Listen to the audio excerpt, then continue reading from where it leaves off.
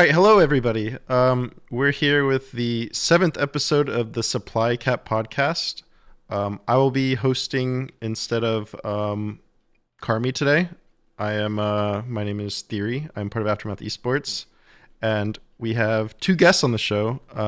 One guest we've already had on the show before, and I think last time he was on the show, he wasn't part of Aftermath officially, but this time he definitely is. Were you part of Aftermath last time? I think I had just joined. I'm not sure. It I might think, have been in discussion and not happened yet. Yeah, I think that's probably where we were. But yeah, go ahead and introduce yourself. Yeah. Hello, everyone. My name is Beowulf. I do Stormgate things. I do StarCraft things. I'm 5 days removed from casting Bellingen's Elite Stars Zagora for StarCraft. I am 2 weeks removed from the Stormgate Nexus, which in my view is the most successful Stormgate event that we've had thus far. So just to my own horn just a little bit. I also run Stormgate Nexus, which is, it's a website that lets you track Stormgate news, and we have some really cool stuff. We've got some cool API integrations. You can track the ladder there, cross-reference it to esports events, and we have a lot more stuff on the docket as we get access to more tools and can bring more things online. So yes, hi, hello. Heck yeah. And now that you're on Aftermath, you should probably be hosting these things instead of me, because you're an absolute professional. I don't know how I go that far. Semi-professional, you know. My mommy thinks I look good. That's all that counts. Oh, man. But yeah, we're definitely going to dig deeper into all of those things you just mentioned in today's episode. In today's episode, we'll focus a lot on like grassroots tournaments and also your guys' backgrounds and stuff. But yeah, the other guest we have on the show, we have, I've always said Adiko, but I actually don't know if I'm pronouncing it. Adiko is exactly correct. My name is Sebastian Quintanilla, aka Adiko, and I am a lot of things when it comes to esports and Stormgate.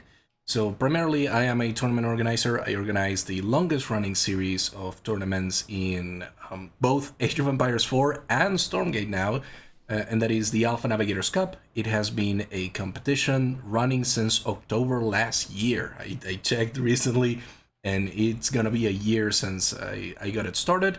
But that's not the only thing that I do. I also run a small little project called the Stormgate Tournament Collective. So this is a volunteer basis for just being a centralized place of information for upcoming and veteran tournament organizers. The main idea is to facilitate communication between all of us, to make it a bit easier to organize our tournaments, to communicate with players, to make sure that everybody knows what's happening in the scene. And that includes things like the tournament calendar, which a lot of people are familiar with. It also includes things like the bug and exploit tracker, which a lot of tournaments use to maintain a consistent rule set as to what can and cannot be done in tournaments. It opens up the discussion as to what we're all considering to be things that need to be addressed. I also manage I don't manage it, but I assist a lot in the Stormgate Liquipedia. I am a Liquipedia admin contributor. I've been a Liquipedia contributor ever since the Age of Empires wiki got added, which is about 4 years ago now. And I've been contributing to it. I became an admin. I went through the entire process of, being an editor, then a reviewer, finally an admin. And now I'm helping out with Stormgate as well. And it is one of the first sort of dual content and esports wiki, sort of tackling both the in-game content as well as the competitive side of the sport. So in a general sense, I am the sort of, I wear a lot of hats and I try to do a lot for the community, and I'm sure we'll talk about them here today. Deco is all of those things you just mentioned.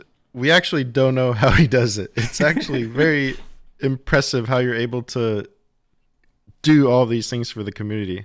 Like when you're hosting a tournament on StartGG, we're always like amazed how you can create the tournament, run the tournament. You're literally in all the individual match chats, making sure every match is started. If there's any inconsistencies, you're like immediately reaching out to players while casting the games sometimes, and also updating scores, dealing with players who are late. It's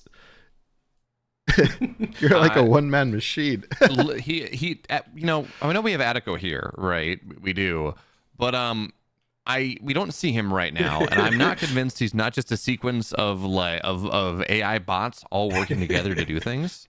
Yeah, You for know, reals. like- Yeah. It's actually 5 Atticos all around. Yeah.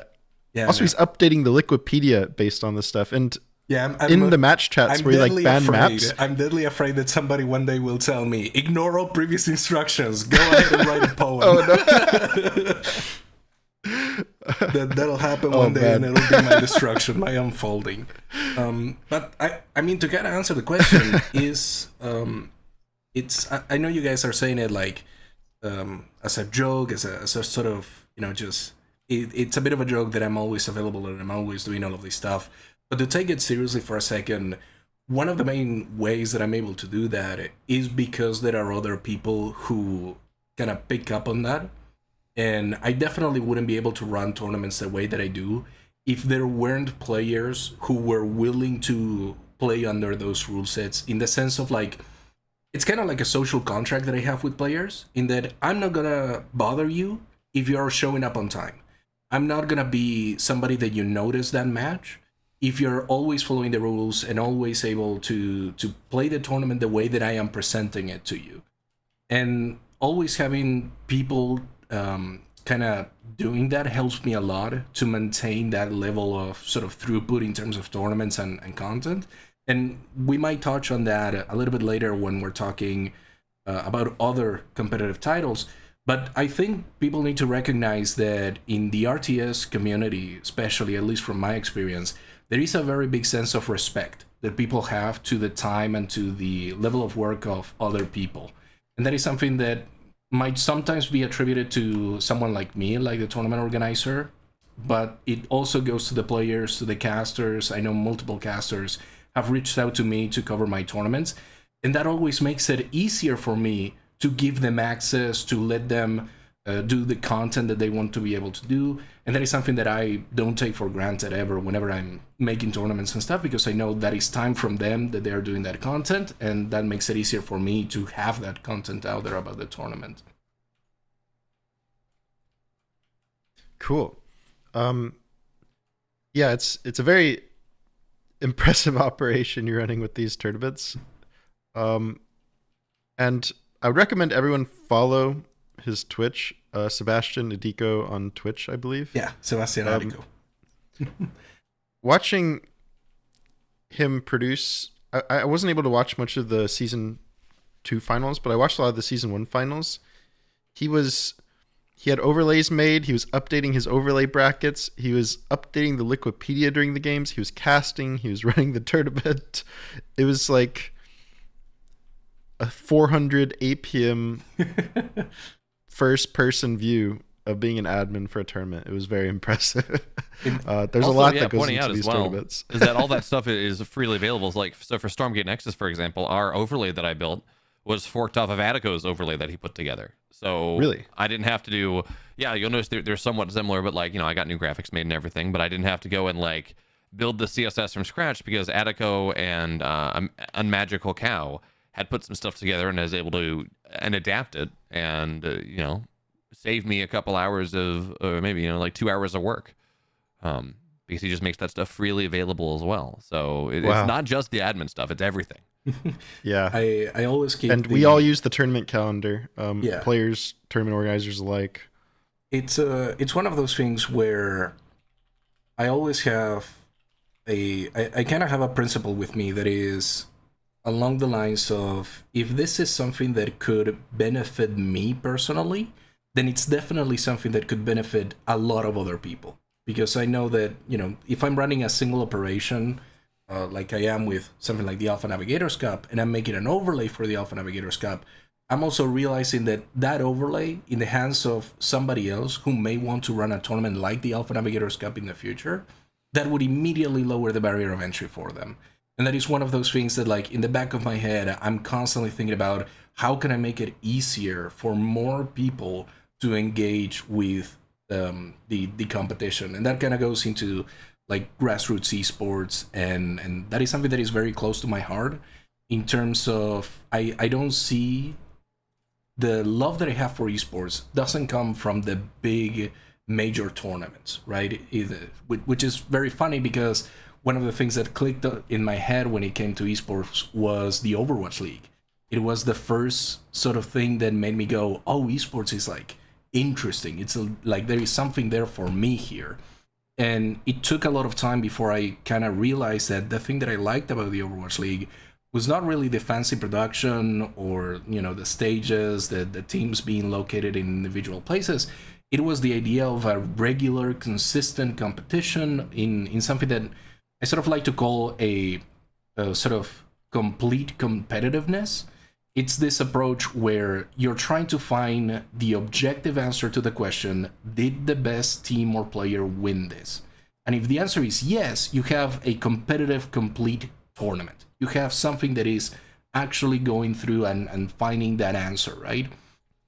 And to do that is hard. If you don't know what you're doing, if you don't have the resources, creating a competitively complete tournament is really difficult because you have to find a bracket hosting site. You have to understand how a single elimination or double elimination or Swiss tournament runs. You have to talk to the players. You have to understand what are the sort of things that the players are going to want to find out in terms of the rules. You probably know theory that I always, not always, but most of the time, I always tell people, hey, you can click the rules text in start.gg to see all of the rules. And I always lay them out in plain language so that at any moment anybody can just read and know what they need to know. And that's not something that kind of comes naturally if it is your first time organizing a tournament. So I always try to find ways to lower that barrier of entry for new people into the competitive community, because a competitive community doesn't just need viewers and players. Like, those two assets are very important, and those are two numbers that you should, you know, keep an eye on as you're developing a competitive scene. But you also need people in production. You need casters. You need people who are willing to assist in the bracket, people who are willing to review matches to make sure that, you know, if there was a rule break, you have the opportunity to fix it before it gets too late or something. And that sort of behind the scenes skill set that you need for a healthy competitive scene doesn't develop out of thin air. You have to work through it, and you have to give them an opportunity to actually develop. And things like the Alpha Navigators Cup and all of the things that I am, you know, 100% transparent on when I'm producing them, it's for that goal, is to make sure that I demystify the idea that you have to be an incredible once-in-a-lifetime tournament organizer. No, you just need to know the basic principles, and here are resources that you can use. There is actually in the Stormgate Tournament Collective Discord, you'll find a channel called Resources that is literally like, I think, 800 words that I wrote that is just, hey, this is how I run tournaments. These are some first-hand principles on how you can run tournaments, some basic resources on when you can get started, and that's all to lower the barrier of entry for absolutely everybody behind the scenes who wants to run tournaments. Awesome. And I'm checking my Discord trying to find the channel. I remember you did a stream one time where you actually streamed setting up a Start GG tournament as well. Yes. Is that also included in these resources? No. Because I found that like extremely That was, I didn't actually, unfortunately I didn't actually clip it, but it was one of the streams that I did. And yeah, it was with that similar goal of, hey, I want to, you know, if you never made a Start GG page before, here, let me show you. And it goes back to that idea of, if we're more transparent with the way we work, I know that for some people, not necessarily everybody, but there are certainly some people in every industry that think that having some secrecy about your processes and about the way you work is going to give you a competitive advantage enough to kind of make it up in terms of, you know, getting a higher salary or being a more valued resource and all of that stuff. But at least on my end, the way that I see it is that if you are more open about your processes and more transparent about how everything works, you're just increasing the quality of the industry as a whole. And that naturally has a sort of cascading effect on people, that they are better and better at producing better tournaments. And that improves the whole competitive scene. So that is why I don't have any problems. Like, I've seen people that copy my rule set entirely, and I'm like, fine. That means players that are familiar with tank are going to be familiar with your tournament immediately, and that's perfectly fine with me. People that use that might use tank replays and they analyze the replays on YouTube with or without attribution, obviously ideally with attribution, but even without it, somebody's making content out of it, somebody's engaging with the material, and that immediately makes me go, okay, perfect, this is going to be something extra, something on top of what already exists. And I certainly enjoy it, and it's one of the reasons why I'm always so transparent with everything that I make. Awesome. And this really is great stuff, and it's pretty amazing. We're all super thankful in the community for you doing this type of stuff. And anyone who watches this, we're going to definitely link the Discord and these resources in the description. So if you're looking to run a tournament, definitely even DM me this stuff. If you're looking to run a tournament and you're thinking, oh, I hit a snag, send me a DM on Discord, on Twitter, anywhere, and I'll be more than happy to spend like the 5 minutes that it's going to take me, but the 1 hour, 2 hours that it's going to save you to be able to get over that snag. And another thing that I think is worth pointing out here is that I do things a certain way. That doesn't mean you cannot do it differently. I think this is one of those, particularly in tournament organizing, I think it's one of those things where, like, once you learn the principles and the basic rule sets, immediately you can start bending and breaking the rules. But it's, at least to me, important to understand what those basic principles of competition are, so that you can start doing things in a different way. For instance, I run the Alpha Navigators Cup as a Swiss tournament that then goes on into a single elimination top 8. That is, relatively speaking, a complex system to run, because you have to have an understanding of Swiss to know what the drawbacks with that system are, so that you can clearly communicate that with people, and then run a single elimination top 8 bracket. But you can definitely run something like a double elimination bracket, and if you're aware of the differences between them, you're gonna be in a better position to run that bracket better. So it's once you know the rules, you can start breaking them. You can start doing things that you wouldn't otherwise do, or that might be that you might think are like, oh, this might feel uncompetitive, but actually because of the way you set it up, it ends up running into like, oh, this is an interesting idea. I think the best example that I can give is in terms of qualifications for major tournaments. When you're talking about regionality, I love regionality. It is something that I think, particularly for grassroots esports, regional and local identity is like amazing. It is one of the pillars of grassroots esports itself. And so, for instance, we're going to touch on this a little bit later, I think, according to our notes, but the tournament that Biomov was casting this past weekend had a qualifying spot for a national competition. You can argue that it is uncompetitive because that region is smaller, or it might be weaker or whatever, but because you understand why that choice was made, it makes it immediately that much more, that better of a choice. Because even though it is not the more quote-unquote competitive choice, it is one that is more impactful to the sense of community and to how it develops the scene forward and what it means for the players that we're competing at that event.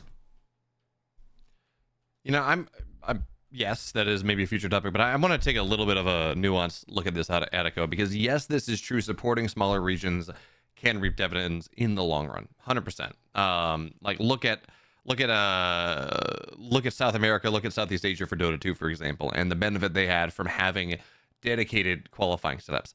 That being said, it is a fine line. So, for example, we're going to talk about this in a little bit, but for BGE Star Zagora, what that meant was that in this, granted, there's a lower bracket, but still, what this meant that because of this regional qualifier, that there was going to be one guaranteed game in the upper bracket first round that was free. That was because, all due respect to MSRM, he's a great Stormgate player, he's a great StarCraft player. He's not Clem. He's not anyone else, not anywhere close to anyone else that qualified for this event. Because, again, this is going to be this is a Bulgarian event, Bulgarian regional qualifier, understandable. But when the gap is that high, it does mess with the integrity of the event, because it means that one matchup in the first round of the upper bracket, whatever you want, however the format goes, one of these matchups is going to be significantly easier than the rest. And that means that one player is going to get a pretty significant advantage moving into the next round because they have to share less strategies, they don't have to work as hard, whatever it is. So yes, I understand where you're coming from, and providing opportunities for lower level regions to compete against higher tier regions is really useful. But we do have to take that grain of salt, because you take it too far, you do have these massive mismatches that are kind of an unfair advantage for another player in the tournament. Sure. I think my counter argument, and I'm not saying you're wrong, but this is the sort of proposal that I have, is that it's a little bit of a chicken and egg situation, where if you have a lot more regionality and a lot more support for those smaller local competitive scenes, you naturally develop better and better talent. Like, this is an example that I would propose as a theoretical, because it doesn't happen that often in esports. But let's say, for instance, you had a national tournament across Europe for all of the major nations, and then the top 3 players from each of those tournaments compete in a larger European competition. If you run like that, like WCS in 2011 theory, do you remember? When they had each country had its own WCS event? Yeah, 2011. Not entirely familiar, but if it's sounding similar, then yeah. And then you have this larger European competition. If you ran that for a sufficient number of years, you will naturally have a development of the scene, as players will be able to bring back not only the experience, which is something a little bit more ephemeral, but also the prize pool. It's also the idea of sponsors, because a sponsor that, will look at European competition and will say, well, the European competition gets this many viewers, I will want to sponsor somebody that is going to go and compete in Europe because that gets good viewership. And then potentially you're going to have players from big markets like Germany, like the United Kingdom or France. They're going to have a couple of offerings in terms of like sponsors, potentially even local sponsors that say, something like M80 Mates, right? They might be potentially interested in going through and sponsoring somebody from France, for instance. But you're also going to have a smaller market, somebody from Croatia, for instance, that is able to land a meat sponsorship that is interested in Europe, and that Croatian player, because that player is so good that they can almost guarantee themselves a spot in Europe, naturally will be able to put more time to be a better player in Europe as well.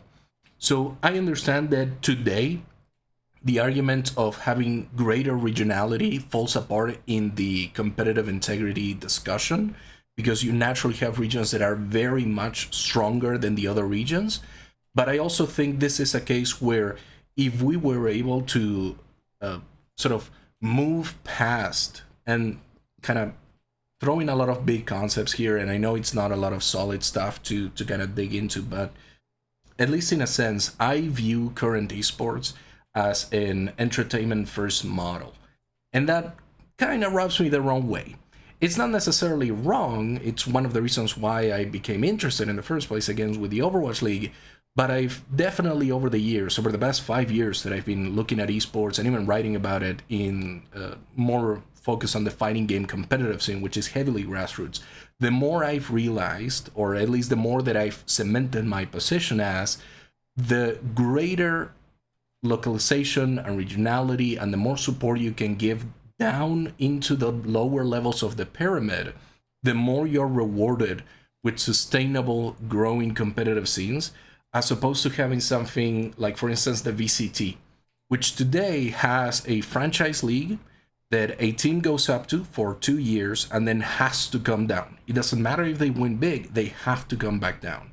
And you also have situations where entire teams just poof out of the air. I think recently it was reported that a League of Legends team, I believe NRG, is just going up in smokes after buying the spot from CLG. And that was a historic team that participated in the League of Legends League, and now it's gone. And so the thing that rubs me the wrong way about sort of commercialized hyper entertainment esports is that it doesn't have this foundational structure that I think is what gives a lot of esports the sustainability that we're seeing for things like fighting games. Like in fighting games right now, you can go to a local tournament and it's probably going to have like 20 to 50 people signed up and playing. I don't think you will find that a lot in things like Valorant for anything that is lower than the national competitions. And that's crazy because... Although... Yeah. No, go ahead. I mean, we're talking about that one. That does have a lot to do with how easy it is to set up. You need a controller, right? You need a very old and relatively cheap game system to get things set up. Like you want to run a Valorant tournament, you need to have 5 friends that all have a reasonable PC that practice to do whatever. Your tournament organizer setup has to have at least 10 PCs. Really has more. One of the pieces of magic of an FGC event is that the setup requirements are so much lower than a lot of other things that does enable this.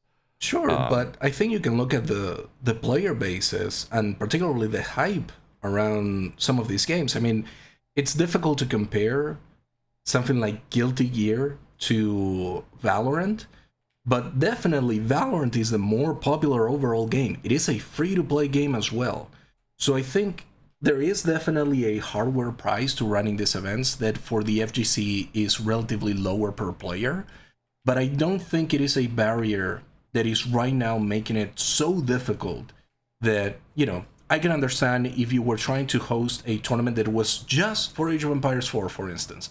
The group that I helped found, the Age of Empires Rising Empires team, a group of volunteer organizers and casters and people, they ran 2 local tournaments. They ran one in Norway and another one in Denver this year. And they were just top 8 after a qualifier that was made online. They were able to run those tournaments and provide prices of, I think, above $2,000 for each. And the thing is, for Age of Empires 4, you're going to find it really hard. But if you were running an RTS tournament that was meant to combine something like StarCraft 2 and Stormgate and Zero Space and Age of Empires 2 and 4 and Mythology and all of these RTS games, sure, it might be a little bit of a logistical nightmare to find time for all of the matches. You might need to give back on some ideas of the format. But I think there is a reasonable idea there to give regionality to all of these tournaments, as opposed to just having major tournaments where you end up kind of alienating a big chunk of the player base and you don't have these major tournaments. I think there is consideration for ideas like running small, localized, long-term leagues. So say something, for instance, if you were somebody in Berlin and you had somebody that knows somebody from a PC shop or some sort of setup in a local Berlin place, and you run a league for, let's say, 4 to 6 weeks. Every Sunday, people show up, they play. You run something like a Swiss or a full true league set up with round robin. And instead of trying to make it all fit in a weekend, like we've been trying for a lot of tournaments, you space it out. You allow it to breathe over a longer time. It is harder to find space and to find players who can commit to that, I understand. But it's also one of those things that gives the local players a reason to consistently show up and participate in those tournaments. Yeah, I think my bigger point, going back to the Valorant versus like fighting games thing for a second, is that, and this is something that Stormgate or really any RTS game traditionally benefits from, is that it is a lot easier for me myself to go sign up for a tank, to go sign up for something, I'm going to go out there because it's just me, than it is for me to go and, for there to be a team involved, right? That I have to go 5 and 4 of my closest friends and make that happen. And actually, I know this is off topic, kind of diverging a little bit, but I think that's going to be very interesting to see how that goes. Because again, this big benefit, team games are more compelling from a storyline perspective, from this idea, you can go and blame someone when you lose, right? But from the perspective of running a tournament, again, much easier to run something for 1v1. But it does beg the question, as 3v3 comes out in October, right, Attico? And, I'm certainly going to be running things for 3v3. I assume you are going to be as Absolutely. well. That is going to change the dynamic of that a little bit. That does, remove, on the one hand, maybe gives us some more compelling storylines. On the other hand, does make things a little bit more complicated to run and to interact with, because the prize pools need to be 3 times as big, maybe. You need to find 2 other friends, Roblox are going to be their own thing, but that's fine. So So I'm with you though. Absolutely. If we can go, like local stuff is great. Although it's funny you talk about, having a multi RTS thing. It cannot just kind of fun fact about that is you cannot have any Blizzard IP because Blizzard's tournament license says you cannot show competitors. You have to do some things around that. So if a tournament was going to have Stormgate and Age of Empires and Zero Space, StarCraft 2 could not be part of it. Just For sure, and I think that's one of the legacy esports culture, and this ties a little bit too with the idea of team games as well. I think for a number of RTS, maybe less so in Age of Empires, since there is a team game culture there, but I think there is a little bit of momentum to change when it comes in RTS as to how team games develop. And this kind of touches on one of the topics that we were talking about today, which is Deadlock. So I'm just going to name it right away. And Deadlock is a 6v6 game. You need double the teams that you would need on something like Stormgate 3v3, right? And I've been assisting a lot in these early stages for Deadlock in the grassroots community and sort of communicating with tournament organizers. One of the sort of prime examples of that is that I made a looking for team spreadsheet where players can add themselves in, and that immediately shows up and people can look at it and they can see the heroes that they've played. They can see their information on tracking sites, if they have a Twitter, where they're from, what languages they speak, that sort of information. And I think that for real-time strategy games, there is very little culture about how teams are formed. And that is not because RTS players are just more introverted. That's not the case. It's simply, we're all gamers. We're all a little introverted anyway. Like in the spectrum, the relative change might be big, but overall, in the absolute, we're pretty tight together. But there is very little culture of just like pickup games, of trying to find people to play games with in the moment. Just because you want to form a team and you want to have a competitive game where you're just talking with each other. And it's not necessarily because of RTS players, but it's something that only RTS players can fix. It is something that culturally it will necessitate like a conscious decision by people to be able to say, yeah, I'm gonna play with whoever. Like whoever picks me up for their team in this tournament, because I just want to play in this tournament, I'm gonna play with whoever I get. And that is something that I don't think culturally a lot of people coming into Stormgate are gonna be up with necessarily. I think thanks to the 3v3 co-op, that might be lessened quite a bit. If people are queuing up for co-op, it is going to be naturally a little bit more easy to tell them, hey, you're just going to get whoever you get for this tournament or for this 3v3 match. But at least on the very competitive side of things, where a lot of players that I think have been competing in 1v1 and will naturally want to try their hand at 3v3, it might be a little bit of an adjustment period to say, hey, you're going to need to pick up the slack because there is a lot of things here that you as a player are going to need to do that the tournament organizer is not really going to be able to help you with, that nobody else is really going to be able to help you with. Like, can you imagine somebody like, just throwing a big name for the sake of it, but like Cyril going to a Google form and filling out his details to be part of a team? Or even somebody who doesn't have a team right now, one of the people like Captain Alex, for instance. Do you genuinely see Captain Alex going into a Google form, filling out all of the details, and then getting a random DM from somebody saying, hey, I have 2 others, do you want to play with us? And they don't know each other whatsoever? I don't think that's going to happen that often. There will be players that will do it, but it is going to take some adjustment to do it. But on the broader topic of 3v3 Stormgate, I am incredibly excited for it. It is, I think, team games, beyond just the narrative value that they provide in competition, I think they are one of the biggest sources of identity when it comes to esports for long-term competition. Something like Tank, you have guys like Mixu, like Captain Alex, like U Theory that have made names in Tank, and people, when they watch Tank or when they reminisce about Tank, they think about those names.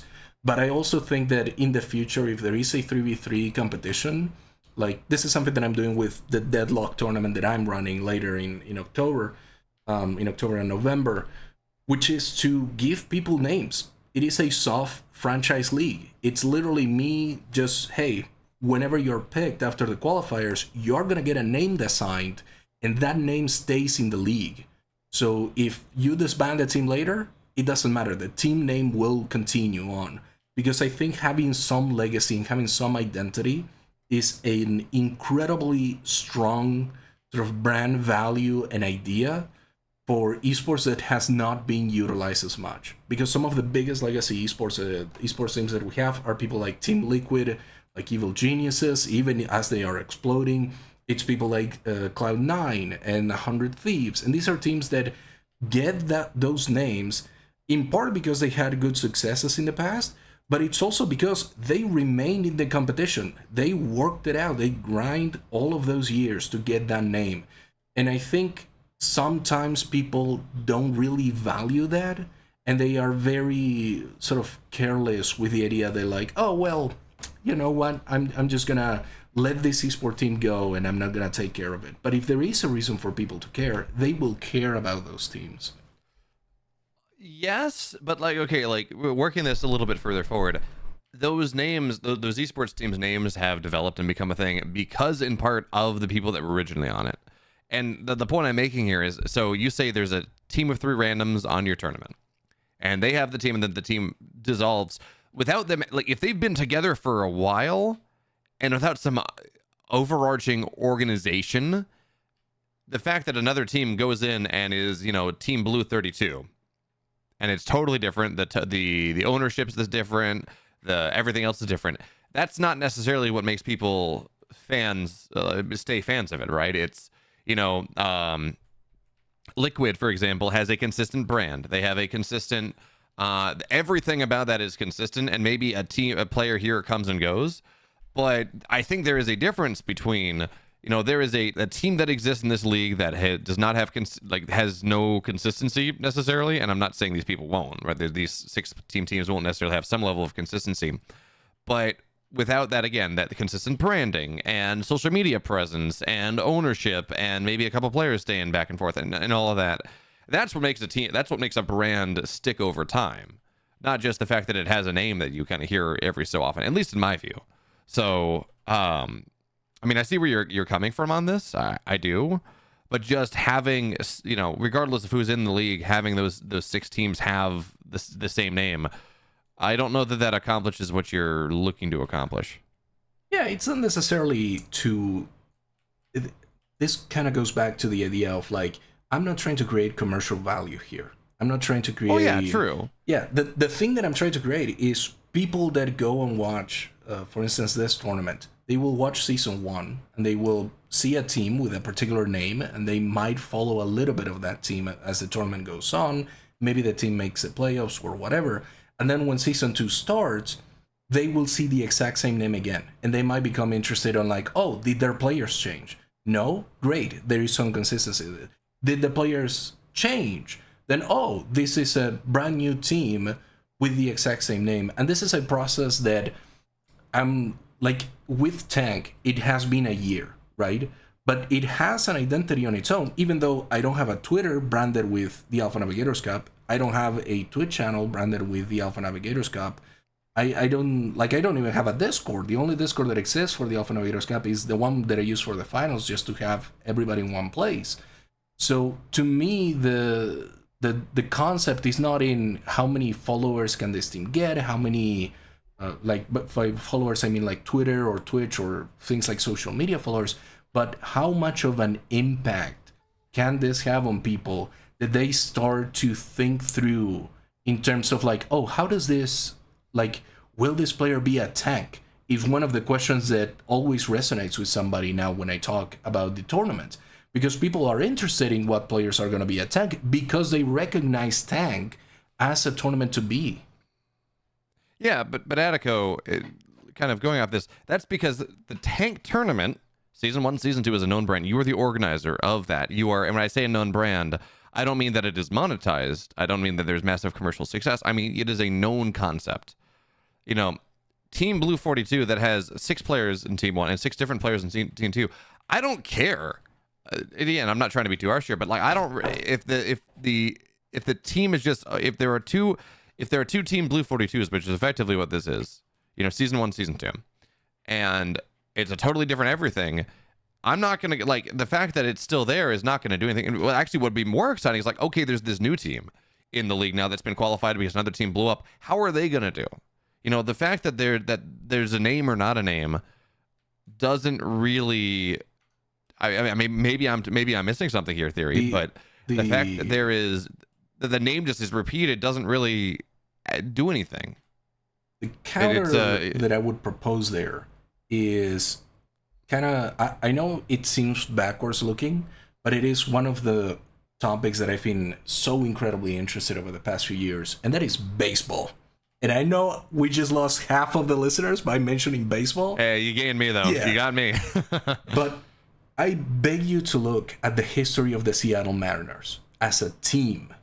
It has changed in every position. It's a team with over 50 years of history, right?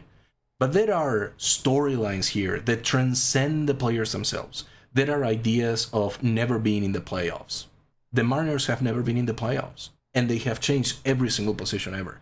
At one point in the 90s, they had probably 5 players. I think actually 5 players that are today Hall of Famers, and they didn't make the playoffs. And you have things like the rivalries between the different teams in baseball. I cannot mention one at the moment, but yeah, but Attico, there are things to ground that.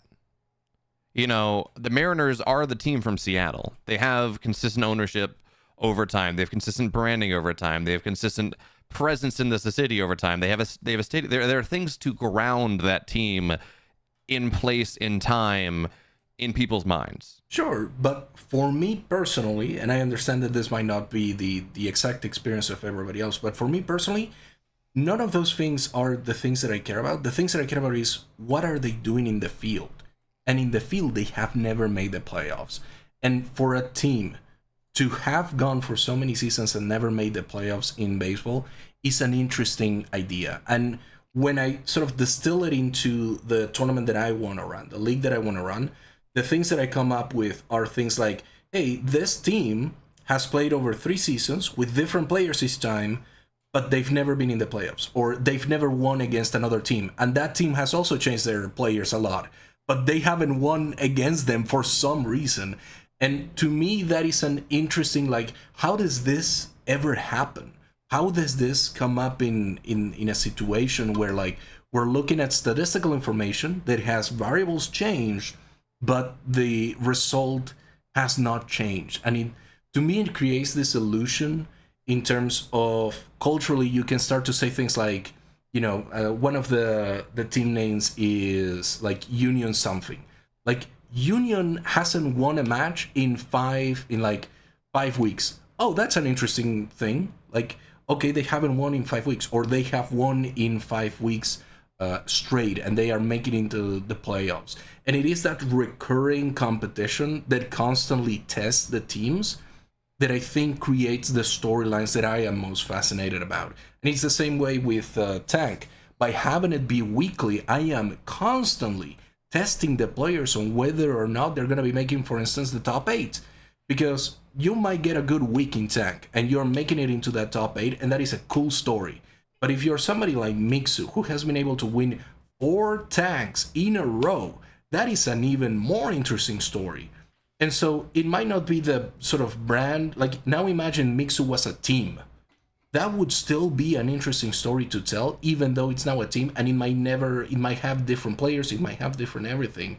But if a team wins a weekly tournament 4 times in a row, that is a conversation topic, because it immediately asks the question, like, how was their competition? What were their opponents? How did they do it? What was their strategy? It invites the conversation that I particularly find enjoyable, which is, how is this possible in a competitive sense? Because, as I said before, Tank is competitively complete. It always answers the question, did the best team or player win? And immediately, by answering that question, it welcomes new ones as to how did they do it? What were their strategies? How did this came about? And that's the sort of grain of interestingness that I'm always trying to dig at. Yeah, and I understand, but again, what are, you say, okay, we're going to do it week over week. Sometimes someone makes their way in, it makes you making these consistent results. those are these storylines. There are these through lines all the way through. I see where you're getting there, much in the same way that the Mariners over many iterations have never made the playoffs. My point is that there is some consistent ground. It is not the name, the fact that, okay, here's an example, right? If we're going for baseball for a second, the Cleveland Indians for the longest time were the Cleveland Indians, right? They changed their name 2 years ago to the Cleveland Guardians because they said, hey, this might be insensitive. Our team name, our mascot is insensitive. That's still the same team that still has the same lore, that still has the same history behind it. It still has the same lore. Everything else, it is there. That exists. There's still Cleveland Indians, Cleveland Guardians. What makes that compelling is, again, yes, sure, they have this history behind them, but because it has things grounding them. It has this, well, they're from Cleveland, so everyone local to Cleveland goes and find themselves, and they're going to follow that. It has, consistent, maybe not over the entire lifespan of the organization, but a consistent GM, maybe, people that go, some people stay on the team season over season. The ownership is similar. They play in the same place. They are broadcast, on the same TV station, whatever that is. There are things that ground that lore in a people's mind more so than just a group of players being assigned to a team name. Now, if you said, okay, every season of my Deadlock tournament, we're gonna have a couple GMs, right? We're gonna, when I say GM, I mean general manager, not game master, something like that. We're gonna have a couple GMs, and they're gonna be, there are gonna be 6 GMs, and they're each in charge of a team, season over season, and their job is to build a team. And you do it like fantasy or something, and they're saying, we're building a team. There's some consistency here. I, Philip Mulford, I, Beamul, own the Vikings. And my job is to build the best team possible. We're going to play week over week, and then maybe there's if you're looking for that, there has to be, to my eye, there has to be something grounding it more than, okay, well this team is Team Blue 32, and next season they decide to not play, but another team comes in, they're now Blue 32. There's no through line there. Yes, it's the same name, but there's nothing that grounds those two, season A Blue 32 and season B Blue 32. Nothing grounds those there's no through line there. Nothing that really grounds that story into something where I would care. Sure. Do you see what I'm saying? That's entirely valid. And it is one of the reasons why I'm experimenting with that. Because I saw it happening, in a sense, what I'm referring to with the Alpha Navigators Cup, and I want to see if I can do that with this other thing as well. So I think it's totally valid what you're saying, and that there is definitely a sort of, not a need, but it would be enhanced with a grounded, a through line of the team that goes beyond just the name. I get that. And I really want to test it. And it's one of those things where, I don't think I would get to test it if I was trying to do something more commercial. If I was if I had to be beholden to multiple sponsors and multiple people that, not maliciously, but they literally, people are not going to sponsor a experimental, weird, soft franchise project just because they kind of want to see if it works. They really want to see the numbers behind it. So it's definitely something that I will probably adapt and change the same way that I did with Tank, by finding out where are the things that compel people to have really good experiences with it and hammer out through them. But I think, speaking of really good experiences, it's time to talk about the Stormgate Nexus. Yeah, true. Moving on, Theory. You're the host here. You probably talk a little bit. I was enjoying your guys' deep conversation. You guys were flowing it better than I could, so I just let you guys at it. But to digest some of the points that I want to follow up on, I probably won't follow up on any of the baseball, but I agree with points on both sides of things, from regionality to grassroots to commercialization to teams, etc. I'm a player, I'm not a tournament organizer, but from a player perspective, from a player like me, Adiko made some good points. If it wasn't for Tank, actually, people wouldn't know anything about me in Stormgate because there was nothing else to play in. So something like that was regionalized and kind of grassroots focused allowed players like myself or Mixu kind of become known in Stormgate, because otherwise we're not famous StarCraft players. Like we're kind of known, but we're not. Like your average player doesn't know who the heck we are. But because of it, Tank and our newfound skill in Stormgate, we were able to kind of rise to the top, qualify for tournaments. I got invited to a bunch of things. And I attribute that a lot to kind of this like grassroots league that kind of gives rise to maybe like USA players like me who aren't as good usually, but now we have a channel to prove ourselves.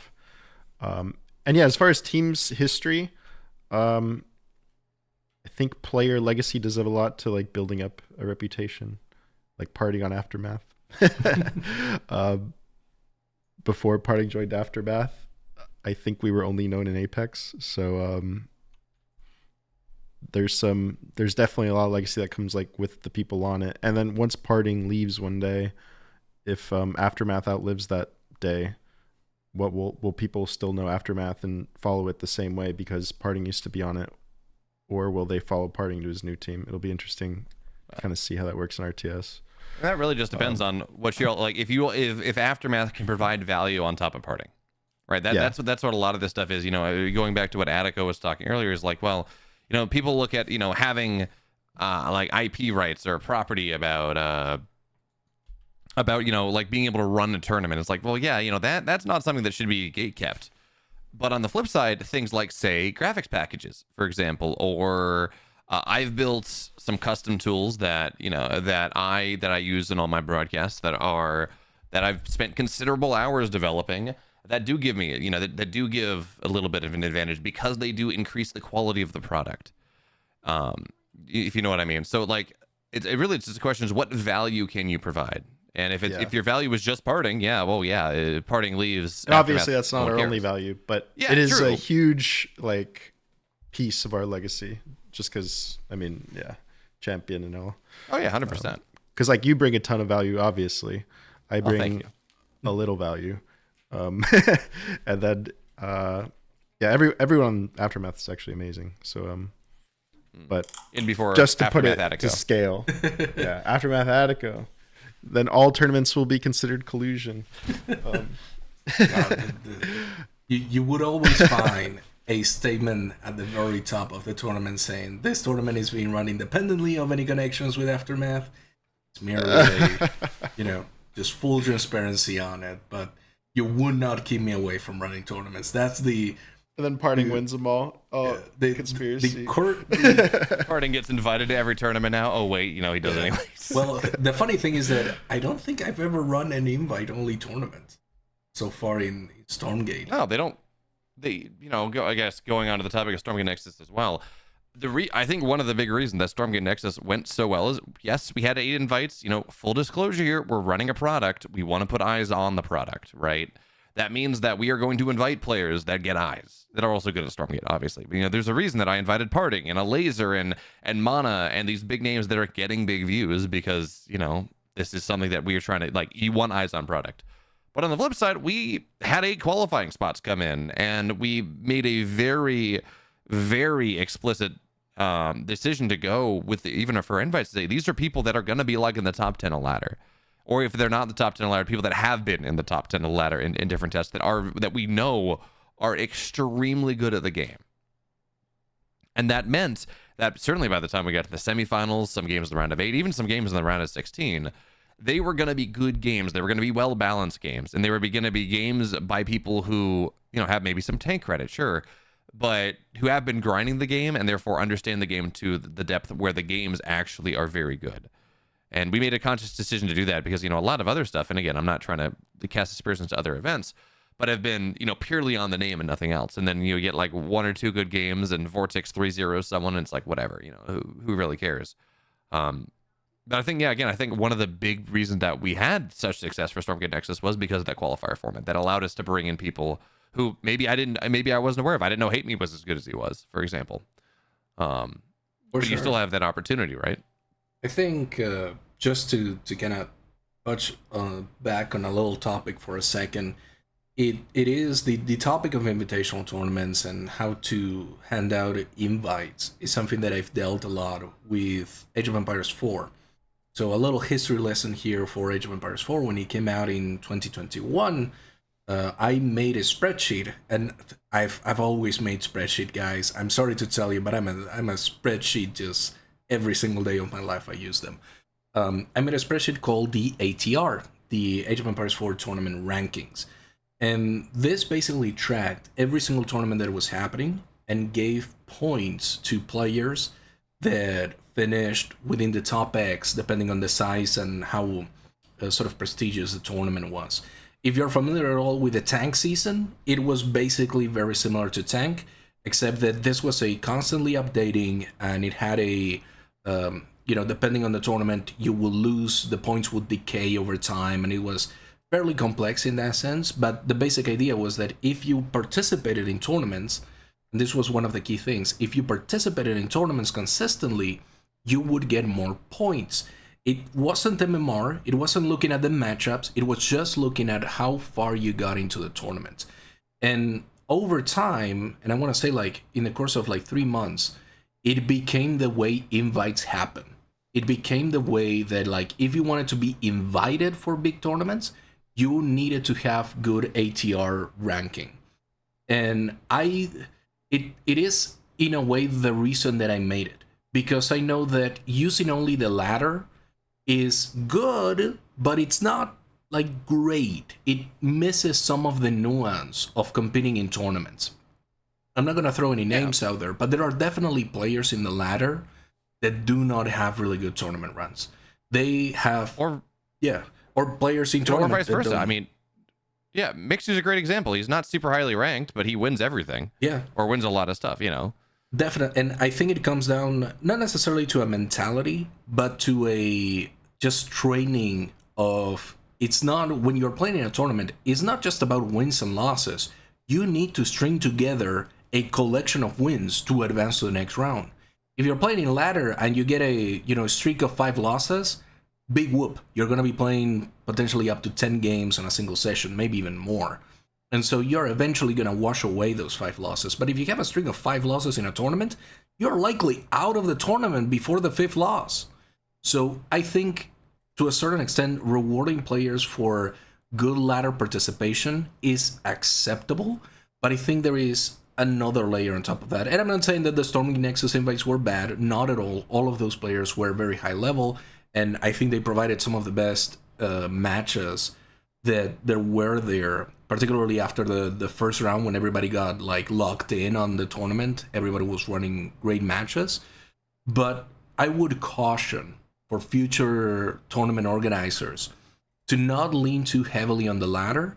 And if they're gonna do invites, God, I'm gonna build the ATR again, but for Stormgate, damn it. Yeah, probably not. But I think it would be beneficial to keep an open perspective on players that don't necessarily have good ladder results, but do have remarkable consistency in tournaments, in other open tournaments. Things like the Goblin Clock Fest, it's going into its third edition. Like, look at the people who are making top 8 there as players that could be interesting to have on an invite if you're looking to do something interesting. Look at players, there is this Discovery Cup that is happening. There is also an open tournament. And I think a number of French players are likely to play there. If you're looking for French players, that one is MMR capped, right? There's a max MMR that you have to be below a certain. For the Discovery Cup, maybe. I didn't read over all of the details, but it is one of those things where, like, just overall, look at other tournaments and which players are getting not just far, but consistently far in those tournaments. If you're going to be trying to ascertain any sort of value on invites. And I will always say, this is another one of those principles that once you know about it, you're free to break it. If you're running a LAN event, never feel ashamed to invite people, because that is one of the hardest things to settle down from the start in a LAN tournament, is to be able to have like really good players participating and asking, a whole bunch of people. Like, if you're trying to ask Parting, Mana, Elaser, Mixu to compete in a qualifier to maybe go to a LAN in somewhere like Norway or Finland or Germany or anywhere else, like, yes, there wouldn't be visa issues, but you're much better off just asking one of them to come and play in the tournament itself on like the top 8 or top 4 straight up. And I'm never gonna shame anybody from doing something on a LAN setting, because getting a LAN done already is super hard. So just inviting really good players that are gonna bring viewership and that are gonna make it worth it for everybody else to participate, it's immediately okay by me. Although what I will, go ahead, Theory. Sorry. Yeah, I want to give some player perspective on the ladder stuff. Because I think ladder does show like a lot of the best players, especially at the top. But also there's, especially at the way Stormgate ladder works, a lot of the ranking comes with grinding, and a lot of players grind practice games more than I think they do ladder. Not to mention location and time zone that they have time to play in. I want to point out that last week my account was like 100 wins, 41 losses. And then when I went to the breakdown and start GG, 33 of my 41 losses were departing. So I'm playing in a location and time zone that parting plays on. I'm getting fucking bodied, right? But if I'm like living in Europe, I'm not going to hit parting. So like if I lived in Europe, I would have potentially 30 something less losses. I'd be 115 or something, 120, way less, right? Because he's the best player in the world. Yeah. Although, you know, I guess the context here as well, we're talking about ladder invites. I think that that ladder invite question is very important for like the first couple weeks of early access, when no one knows who's going to be good or not. Yeah. Like we have ideas because of previous tests, and this is going to be true of every single time we get a big change. I'm not talking like a balance change. I'm talking like total shake of how the game is played. You have a rough idea about how things are going to go, but it does invalidate, you know, for example, you know, inviting people, for example, for like Stormgate Nexus or any of the events that happened in the first month of EA, inviting them based on how EGC went, for example. Not super relevant. Yeah, you know, Parting did well, and we know he's going to do well, right? And Vortex as well. But you know, it's like that event was 4 patches ago, and that or 4 massive gameplay changes ago. Sorry, I thought you were all the acronyms of getting the tournaments mixed up. I thought you EGC was that $10,000 open during Steam Next Fest. Yeah, okay. Yeah, I think that was a while ago. Now that we're moving forward into having the game 24/7, and the patches, they're still going to be meaningful, but we're going to get them sort of more consistently. Now is the time where we can start washing away those types of invites in favor of more overall consistency. My biggest hope, and this is maybe a little bit too future, looking too much into the future, my biggest hope is that there is eventually some sort of circuit format or some sort of circuit ranking in Stormgate for tournaments in particular that is maintained by somebody like Frost Giant. This is something that is very common in fighting games. You have things like the Tekken World Tour or the Arc System World Tour, the Capcom Cup. They all use point system where the tournament organizers can submit their tournaments to have points. It's not a case where Frost Giant has to do like a bunch of heavy lifting to add the tournaments. The tournament organizers just fill a form, and eventually they get a point is assigned depending on the amount of players that participated. And I think having something similar to that, not necessarily the exact same, could be one of the resources where you can do invites. I think a sort of lateral comparison to that is Counter-Strike's Valve ranking. So Valve came out and said, you know, we're going to do ranking now, and have their own sort of formula for how they calculate that. And that is the way that invites are being done at the moment in that competitive scene. And I think that is very valuable for the community in particular, because it maintains this sense of competitive completeness.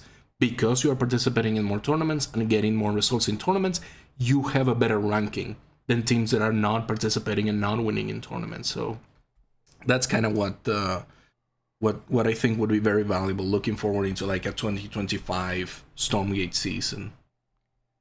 Yeah, for sure.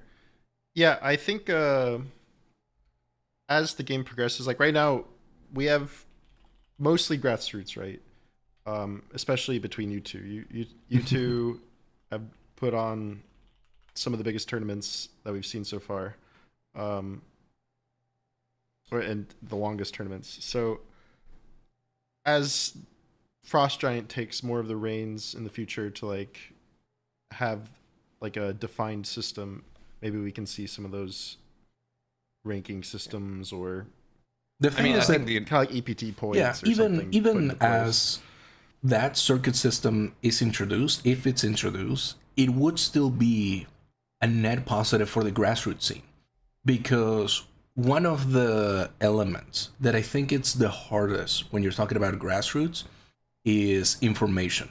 It's the idea that people need to know that things are happening.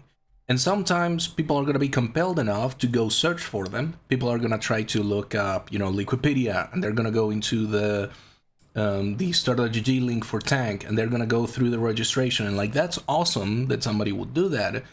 But most of the time, people are just going to sit there and they're going to wait for something to ping them about it. And it's one of those things where, like, when you're talking grassroots, it's always about information.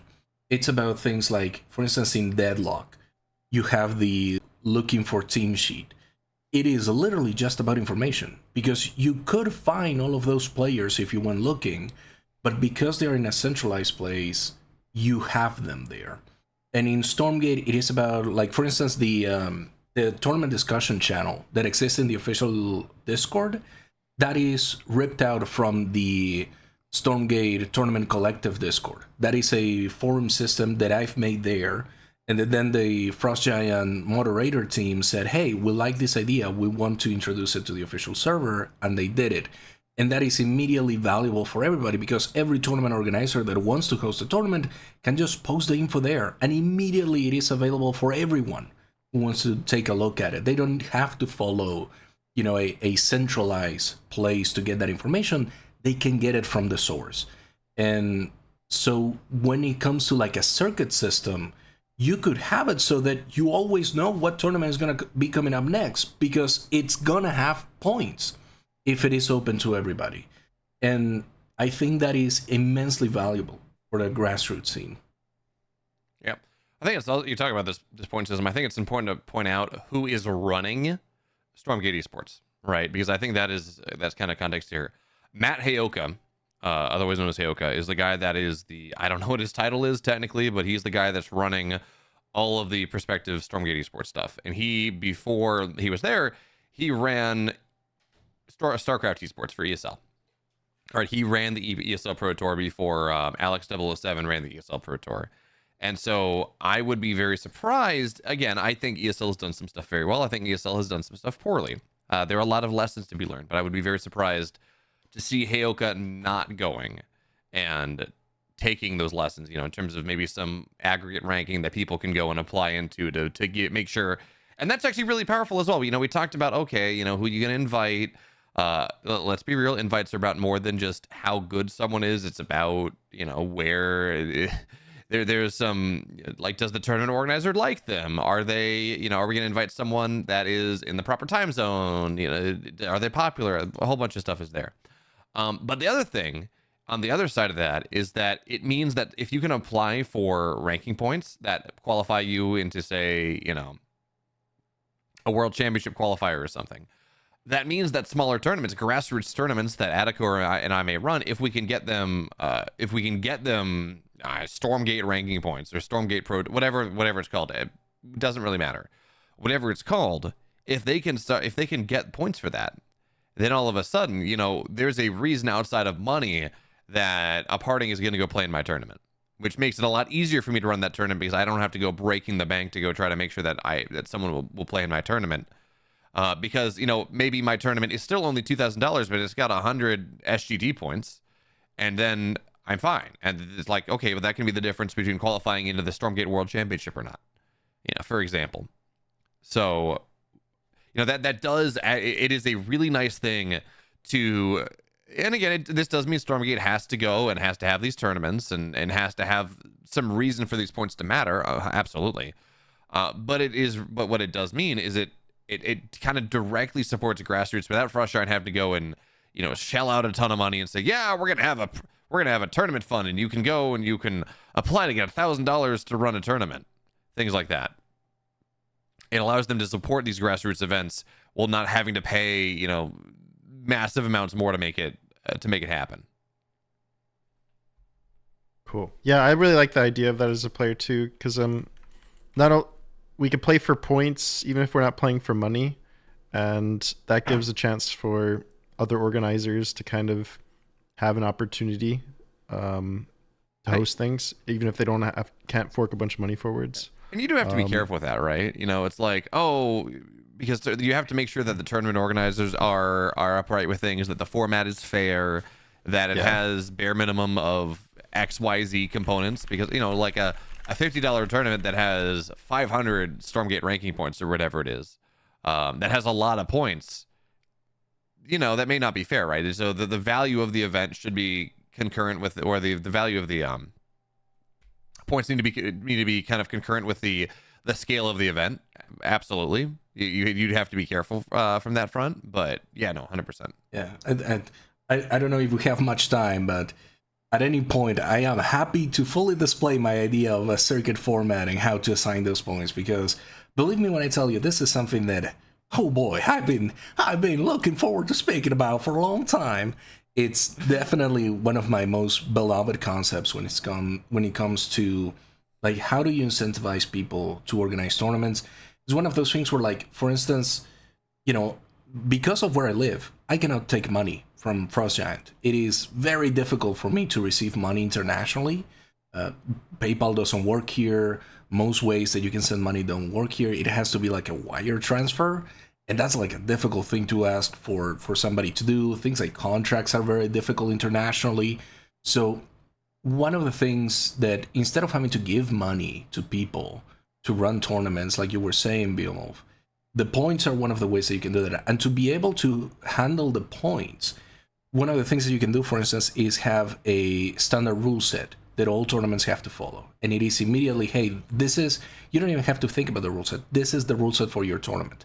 You can do things like, hey, all of the, like, independent volunteer tournament organizers that are filling out the form, they are going to get up to this amount of points, but we can handpick certain tournaments to get extra points. And so you only need to filter for certain stuff.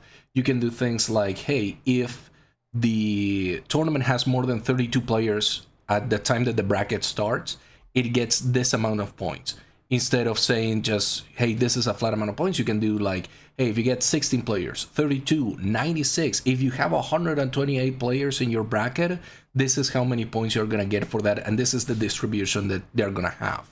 And so I think there are a lot of levers that somebody like Frost Giant, as a central institution in this case, can pull and reshape to be able to have a standard rule set for tournaments that allows that circuit to continue. And it's not like it would even get in the way of something like, let's say, for instance, Red Bull decides that they want to run a Stormgate tournament. And they don't want to do the whole like standard rule set. They want to have something with like invited streamers in the gaming sphere in London, and they want to do their own thing. Fine, they can do their own thing. They're not going to be part of the circuit system anyway. They're going to give prizes and fly people out. That's fine. But for the person that is running a tournament out of somewhere like, I don't know, somebody's running a tournament in Italy, right? Lorimbo says, hey, I'm going to run the national Italian tournament, and the madman is doing it. That tournament can then provide, because it ranked up to like 32 players, it can provide points for all of those Italian players that are coming. And maybe there are rule sets around like regionality. Hey, is your tournament for one nation? Then it gets a reduced amount of points. Is your tournament open internationally? Then it gets a different amount of points. And like I said, a lot of levers there that can be tweaked, and I know Heyoka is well capable of looking at all of those things and finding a way. And also, I just want to say here, because it just popped back into my head, can we get into collegiate esports, please? Like this, it's one of those things where, like, my God, if Stormgate goes big in collegiate, or any game goes big in collegiate, that is one of those like grassroots ideas that I've had. Like, okay, the institutions are super mega big for-profit corporations in the United States, right?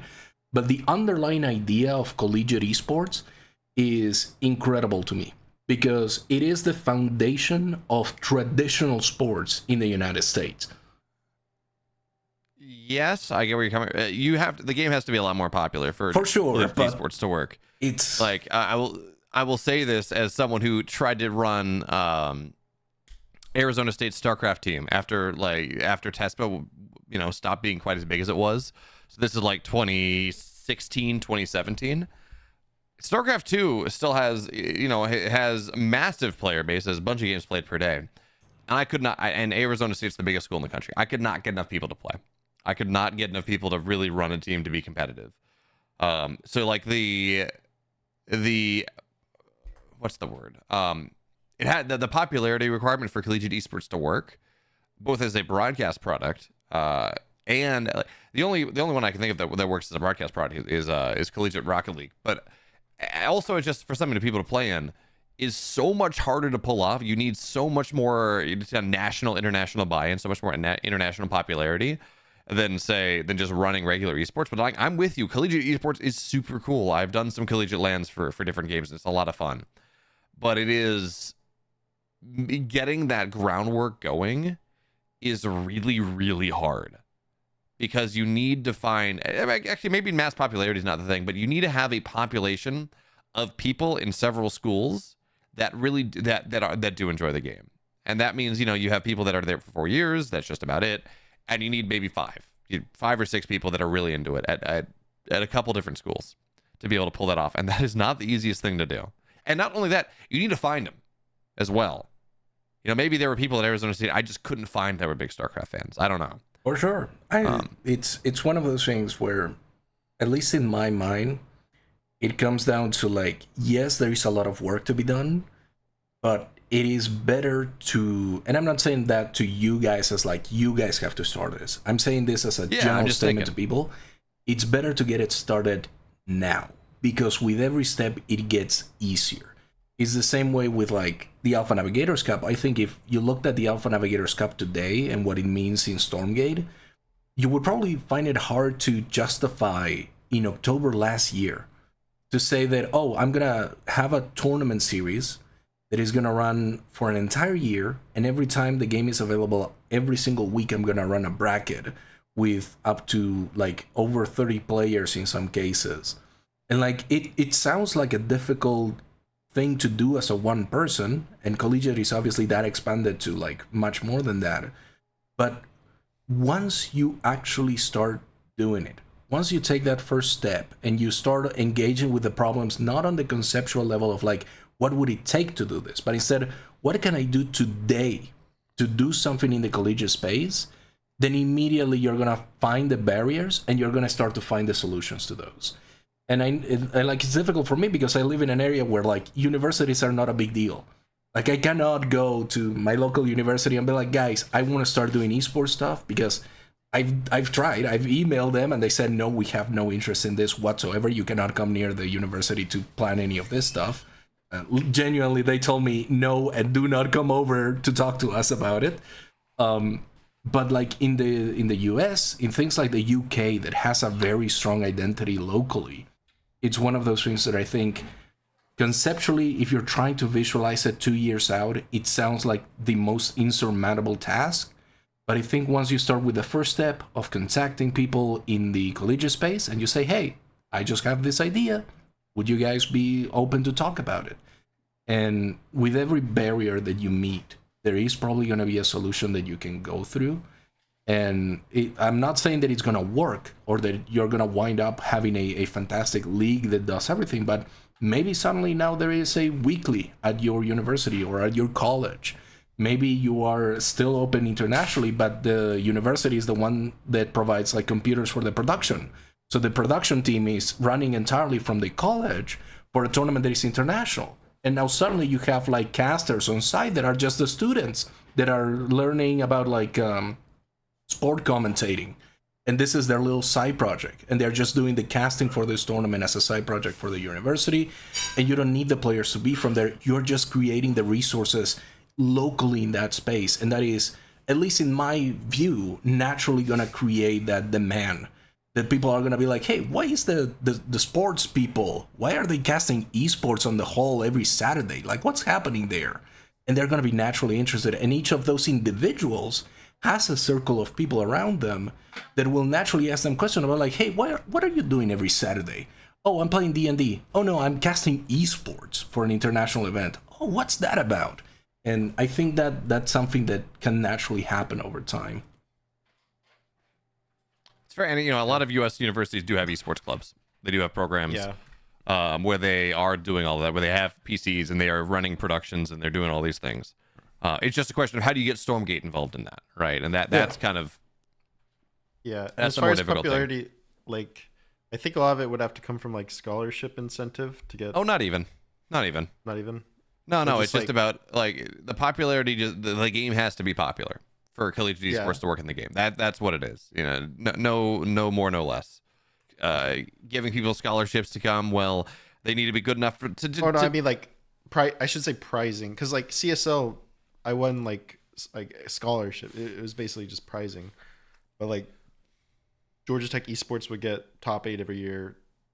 We'd win a couple $1,000s. I would get a few $100 as a player. Yeah, but that's not really a grassroots approach. Like if you want to do what like Here's the Dorm did, it's like, yeah, for top prize is everyone who's competing in the winning team, they get their tuition paid for.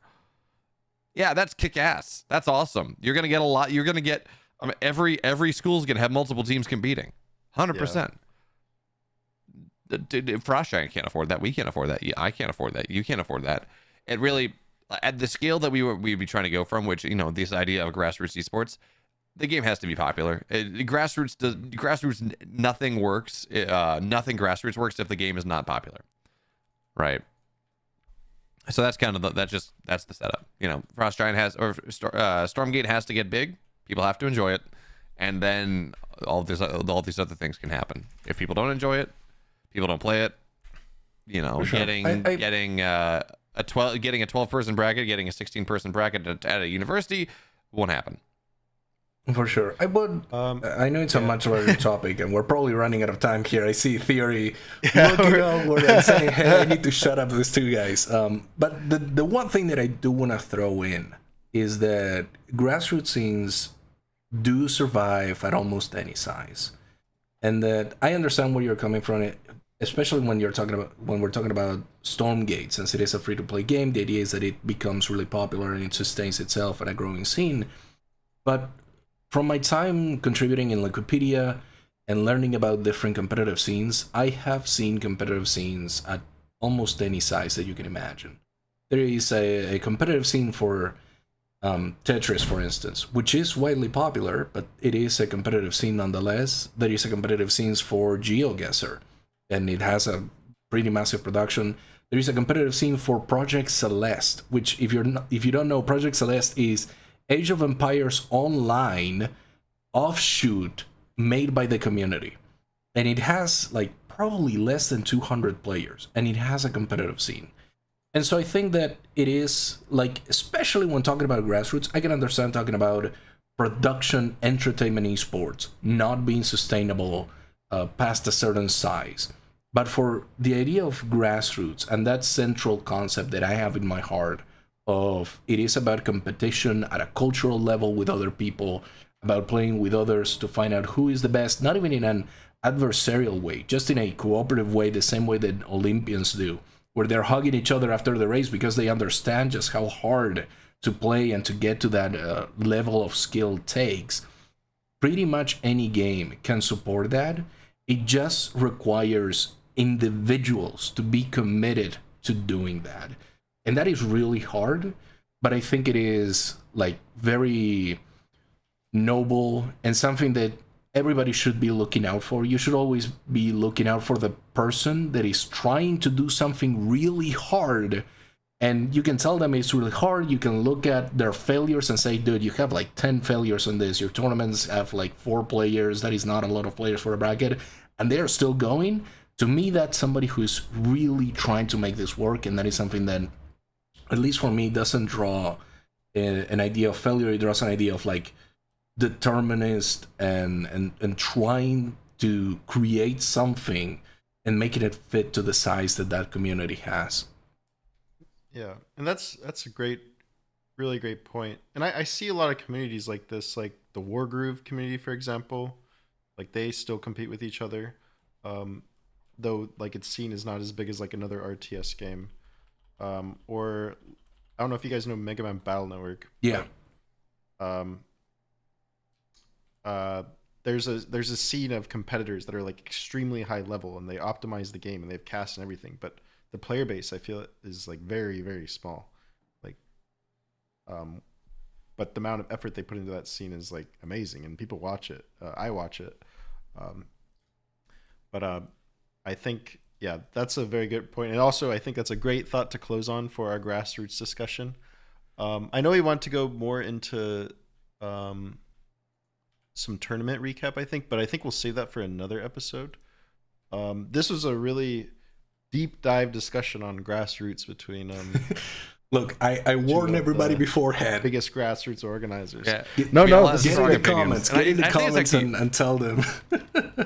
No, I love it because you guys are speaking on like a very deep level of this stuff. Where like if you guys and the viewers have seen like me and Carmi's episodes, it's very like on the surface, like, oh, this happened, cool. And me and Carmi are not going super deep. We're also not as good speakers as you guys, but.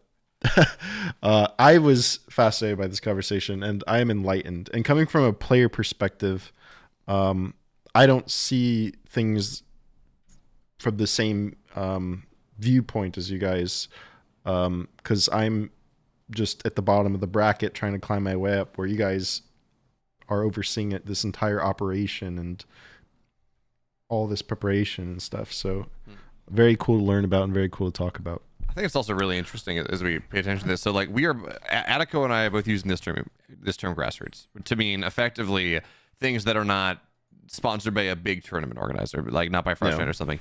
But simultaneously, my concept and the world of grassroots I work in, and what I'm thinking about in terms of grassroots, and what Attico is talking about in terms of grassroots and the world that he works in, are so wildly different in terms of what we are prioritizing, what we think, what is valuable, the demographics that we're focusing on. That I think it's kind of fun, kind of interesting that, again, as we're taking a look at this, we're both using the same word, and calling it grassroots is applicable to both. For sure. It's a big lawn out there, and we're both going. Grassroots is a wide term. Definitely. Yeah. And Aftermath is a grassroots org with not a lot of sponsors right now. Cough, cough. Sponsor Aftermath. But maybe I can get paid. Yeah, we need to blow up so we can all just become full-time Aftermath. There But yeah, what you guys are doing, no matter how big, how small, any other organization in the community, it's all providing tons of value, and players enjoy it all. Players playing the big tournaments, playing the small tournaments. It's just, we love the community. We love playing. To us, it all means a lot for us. So yeah, so to wrap it up, so I'll start with you, Beowulf. Is there any closing thoughts, and would you like to plug your website and socials? I think the closing thoughts are just, grassroots is awesome. I'm so happy that we do have these different ideas and different approaches between what I'm doing with Stormgate Nexus and all the stuff I do, with everything that Attico is doing as Liquipedia and tournament organizer. And it is really interesting to see how where we're aligned, where we're not aligned, how these approaches continue to go. So it's very exciting. I'm very excited about about the Hunter update that's coming in a couple days. Maybe it's already come out by the time this podcast comes out. I don't know. And all the changes that are going to be made there, and all the tournaments we're going to be able to run with the balance patch, with the changes, everything that's going to happen. If you want to go follow more of what I do, all the Stormgate Nexus VOD, well, I'm working on it. A lot of the Stormgate Nexus VODs are up on youtube.com/@Beowulf, capital B, capital M, but I don't know how much that matters.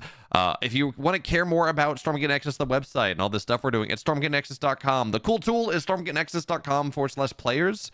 That has some esports information, has some ladder information. That's where we're going to be growing things a little bit more. And if you want to follow more of my stuff, twitch.tv/Beowulf, Twitter @Beowulf_SC2 on Twitter. Yeah, I think that's the majority of things. There we go. Awesome. And Sebastian Adiko, would you like to give your closing thoughts and plug yourself where you want to be followed?